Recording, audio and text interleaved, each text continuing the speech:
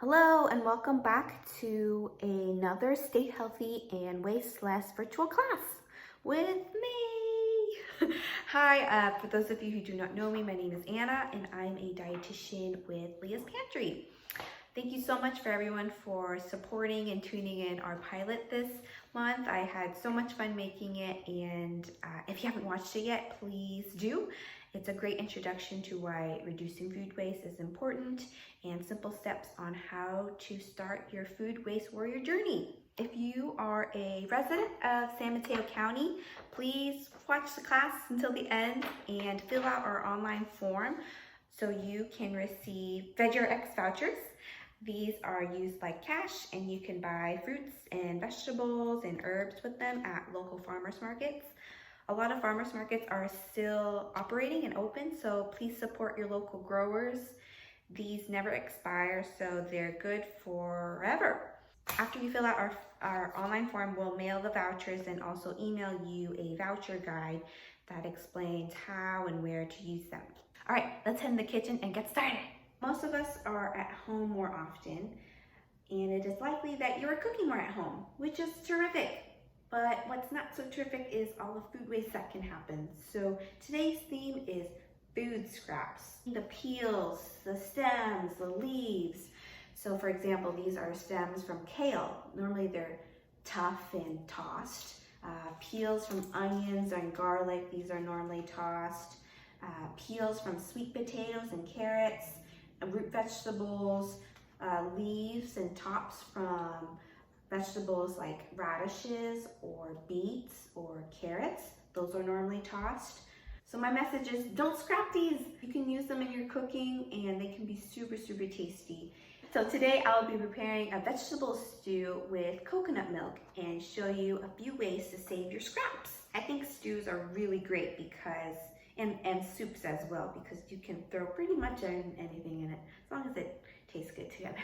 You'll need oil, vegetable oil, coconut milk, soy sauce, your choice of protein. So you can use a pound of fish fillets, shrimp, boneless chicken. I have chickpeas or garbanzo beans because that's all I had. A bunch of kale. You can also use collard greens, 2 sweet potatoes, onion, garlic, ginger, that's optional, but I love ginger. A lime juice.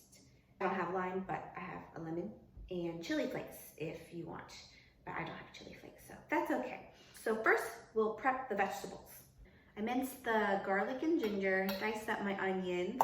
I cut up my sweet potato and kale, and some food scraps that can happen while you're prepping the vegetables are kale stems. So with this recipe, I kept the stems on.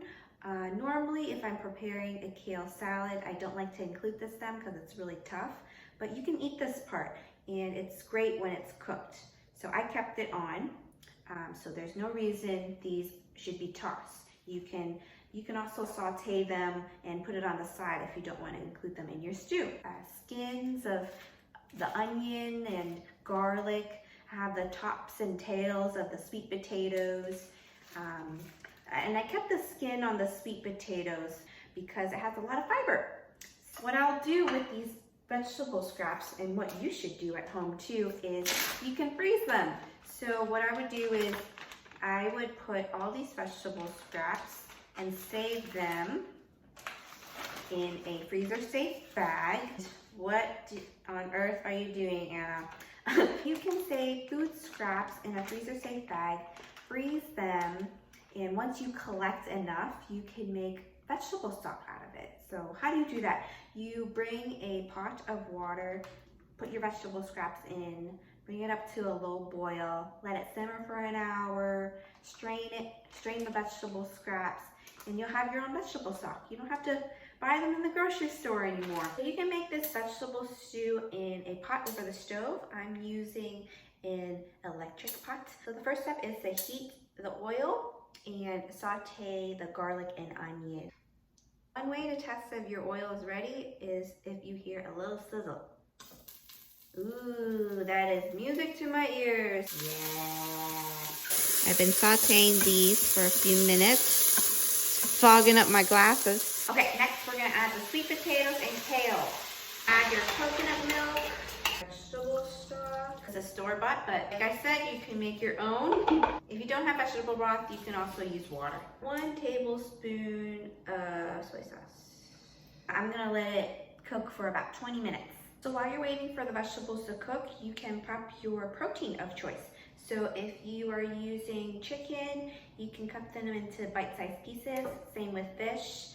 If you're using shrimp, you can leave them whole or peel them. I'm using beans, so I have to strain them. Once your vegetables are tender, you can add your protein. You'll want to cook your protein, depending on what you're using, 7 to 10 minutes until it is cooked thoroughly.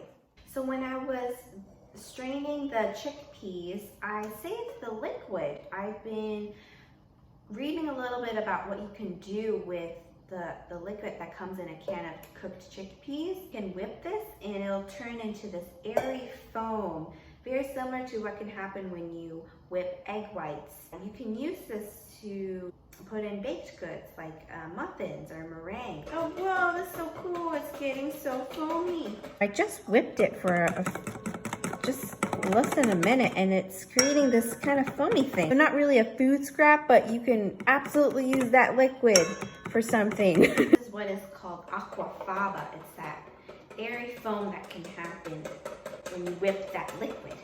I'll save that to play around with later. If anyone has a recipe for using this aquafaba, please let me know. So the stew just finished cooking, and before serving, we'll squeeze some lemon juice over it. Before you cut open your lemon or your lime, I do want to mention that you can absolutely use the peel. You can grate it. The peel has a little bit of fiber and a bit of vitamin C, and it also adds a lot of flavor. Really great for pasta and baked goods, for pan sauces or vinaigrette. If you don't want to use the zest now, you can put it in an airtight container and put it in the freezer for a couple of weeks. You can zest it until there's no more zest and cut it open and use the juice. If you're not a fan of lemon zest, you can also use the lemon peels for making an all-purpose cleaner. Fill a lidded jar with lemon peels and vinegar.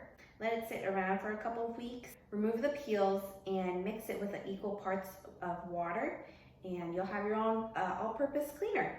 All right, last step to this stew is to top it off with some chopped herbs. So you can use basil or cilantro. I'm using green onions today. It just adds a bit of color and a little bit of flavor to the stew. A great way to preserve your herbs is to treat it like a bouquet of flowers. What do you do when you get a nice bouquet of flowers? You store it in a little bit of water. I do this often, especially with green onions and cilantro. Normally they go bad within a few days, but by doing this, it can last up to a few weeks. Fill up a little jar with a little bit of water and store it in the fridge. All right, so this is the final stew. Let's give this a little taste.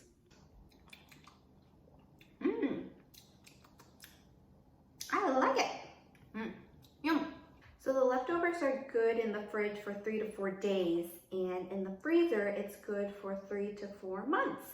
So I prefer the freezer because it lasts longer and I don't like to eat the same thing all week.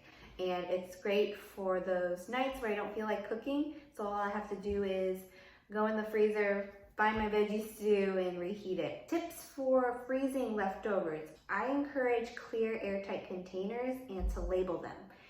That way when you're going through your freezer, you're not trying to guess what you froze and you know exactly what it is. And also to date it is important. That way you know it's still fresh and good to eat. Thank you so much for joining me in my kitchen today. I hope you learned a little bit about what to do with those food scraps. Don't scrap them! Reminder for San Mateo County residents, please fill out our online form. Tell us what you thought about the class, what you learned, and we'll mail you your Veggie or X vouchers. Until next time, stay healthy and waste less. Bye!